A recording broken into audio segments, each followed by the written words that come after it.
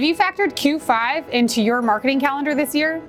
Do you even know what Q5 is? My name is Petrullo. I'm the founder and CEO of Mongoose Media and a digital marketing faculty member. And I really want to tell you all about how impactful Q5 can be to your bottom line. A lot of individuals will plan at this time of year, Black Friday, Cyber Monday, and then their holiday sales. But most marketers neglect Christmas Day to New Year's Eve.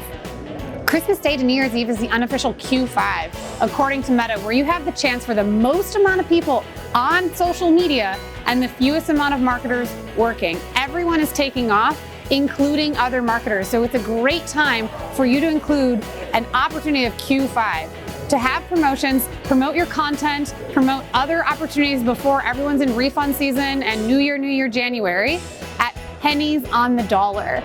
The most effective time for you to run ads in Q4 is in this Q5 season. That's Christmas Day to New Year's Eve. And if you're not taking advantage of it, I highly recommend you work into some promotions for your end of year sales.